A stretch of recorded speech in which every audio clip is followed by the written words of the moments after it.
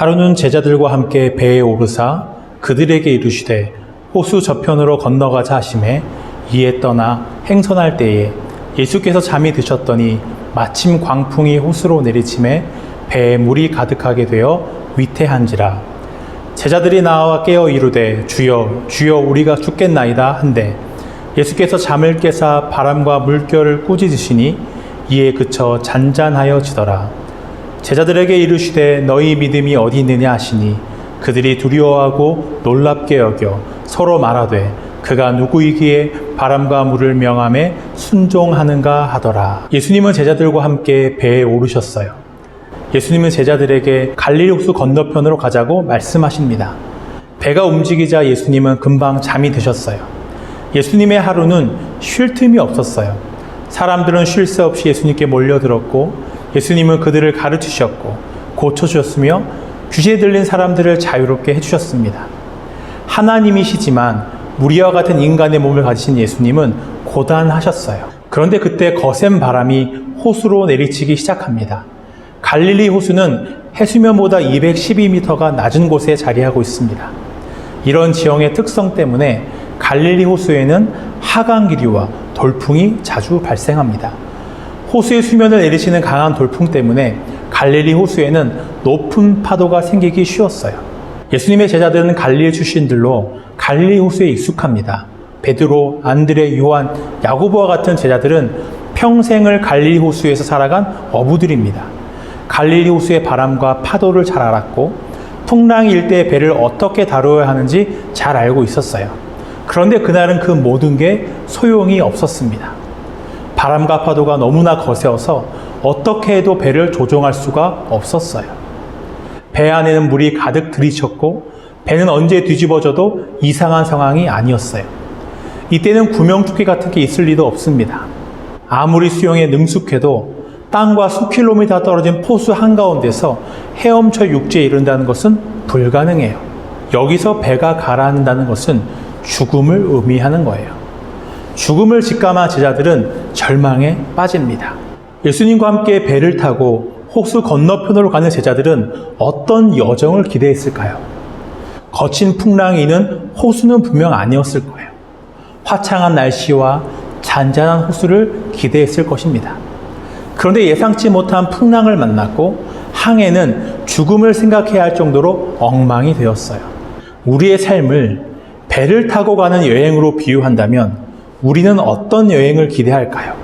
거센 바람과 파도가 치는 문제와 갈등과 변수가 가득한 인생을 원하지는 않을 거예요. 보통 사람은 이런 여행을 기대합니다.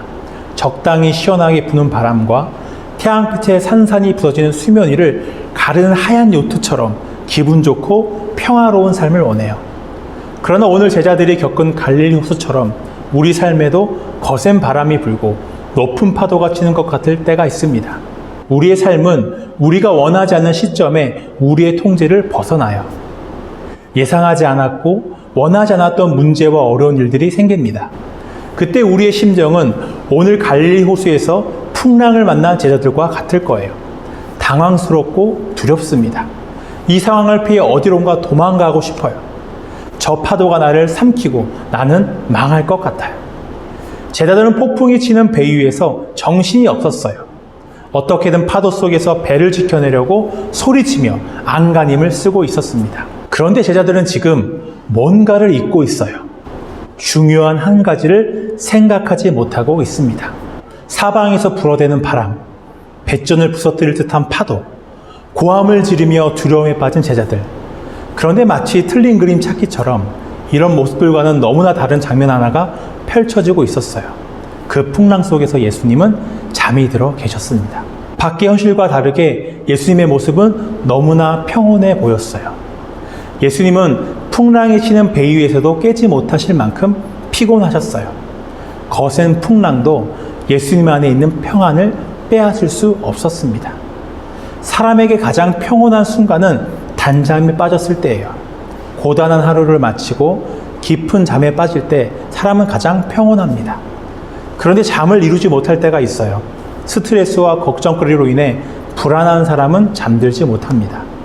제자들은 파도에 배가 가라앉아 생명을 잃을까 두려워하고 있었어요. 불안한 제자들은 그 상황에서 잠들 수 없었습니다. 그러나 예수님은 평온하게 주무시고 계세요. 그 파도가 예수님이 타신 배를 어찌할 수 없기 때문이에요. 모든 제자들을 두려움과 불안에 빠뜨린 거센 자연의 힘도 예수님 안에 있는 평안을 빼앗지는 못했어요. 제자들은 예수님께 나와 예수님을 깨우기 시작합니다. 자기들의 힘으로 할 수 있는 것은 다 해보고 나서 자신들의 힘으로는 이 폭풍을 벗어날 수 없다는 것을 인정한 후에야 함께 배에 타신 예수님이 보이기 시작했어요. 예수님께 나와 자신들은 죽게 되었으니 살려달라고 예수님께 매달립니다. 예수님은 제자들이 깨우시자 일어나셨어요. 그리고 마치 시끄럽게 떠드는 학생을 조용히 시키는 선생님처럼 성난 바람과 물결을 향해 잠잠하라고 꾸짖으십니다. 선생님을 두려워하여 입을 다문 학생처럼 바람과 파도는 순식간에 잠잠해졌어요. 방금까지 요란한 바람과 파도 소리로 가득했던 갈릴리 호수에 기이한 정막이 흘렀습니다. 예수님은 제자들에게 말씀하셨어요. 너희 믿음이 어디 있느냐?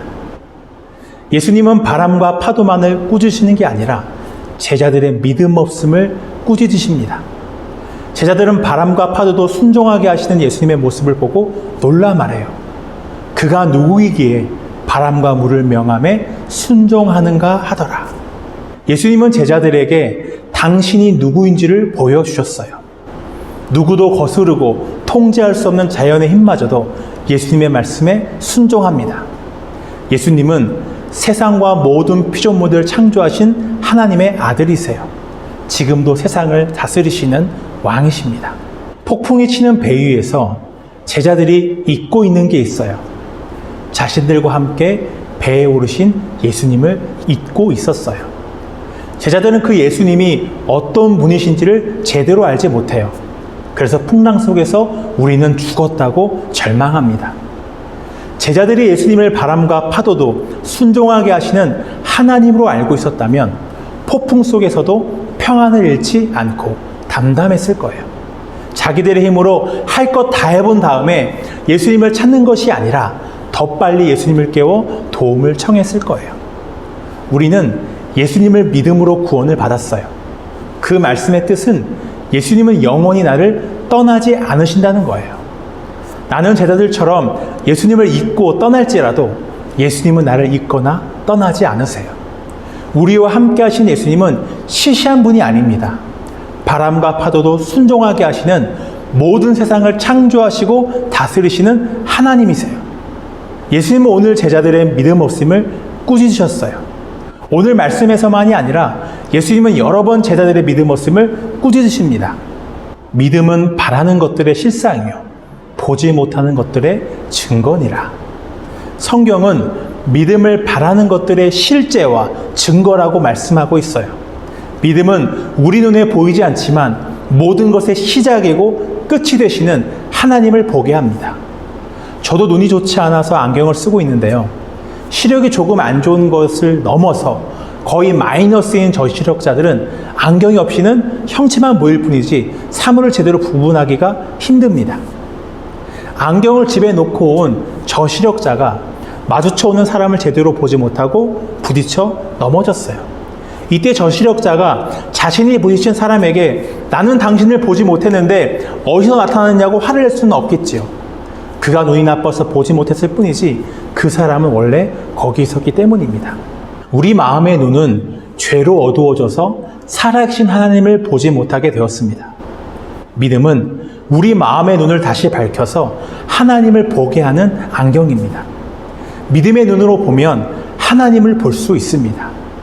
이 세상에 가득히 계시고 내 삶을 계획하시고 인도하시는 하나님을 볼 수 있어요. 폭풍이 휘몰아치는 현실 속에서도 우리는 예수님처럼 평온을 유지할 수 있습니다. 풍랑을 잠잠케 하시는 예수님과 함께 나에게 주어진 길을 나아갈 수 있어요. 풍랑이 치는 배 위에서 제자들이 바라보고 집중했던 것은 무엇인가요? 거센 바람, 거친 파도, 그리고 자기 자신만을 보았습니다. 거센 바람과 파도는 당장이라도 자신들이 탄 배를 집어삼킬 것 같았고 자신들의 힘으로는 그 풍랑을 벗어날 수 없었어요. 바람과 파도를 보자 제자들의 생각과 마음은 요동치는 파도와 동화됩니다. 풍랑이 주는 절망과 두려움이 제자들의 마음을 덮어버렸어요. 내가 나의 갈릴리에서, 나의 일상에서 매일 바라보는 것은 무엇인가요? 제자들처럼 나에게 닥친 문제와 상황, 그리고 나 자신만을 바라보고 있지는 않으신가요? 남유다가 바벨론에게 멸망하고 예루살렘 성전은 불타고 유다의 왕은 사로잡혔습니다. 개인이 망한 게 아니라, 집안이 망한 게 아니라 나라가 망해버렸어요. 다니엘은 다른 소년들과 함께 포로가 되어 바벨론의 느부갓네살 왕 앞에 끌려갑니다. 거기서 다니엘은 무엇을 바라보나요? 불탄 예루살렘 성전, 거대한 제국의 권세들, 포로가 된 자신의 처지를 바라보지 않아요. 다니엘이 이 조서에 왕의 도장이 찍힌 것을 알고도 자기 집에 돌아가서는 윗방에 올라가 예루살렘으로 향한 창문을 열고 전에 하던 대로 하루 3번씩 무릎을 꿇고 기도하며 그의 하나님께 감사하였더라. 다니엘은 하루 3번 예루살렘을 향한 창을 열고 하나님께 감사로 기도합니다. 전능하시고 선하신 하나님을 바라보고 그 하나님을 의지했어요. 다니엘은 절망적인 현실에서 하나님과 동행했고 하나님으로 인해 형통했고 모든 권세 위에 계시며 여전히 하나님의 나라를 이루어 가시는 전능하신 하나님을 경험했습니다. 나는 매일 무엇을 보고 있나요? 이제 믿음의 눈을 들어 온 땅과 내 삶에 충만히 살아계시는 하나님을 바라보세요.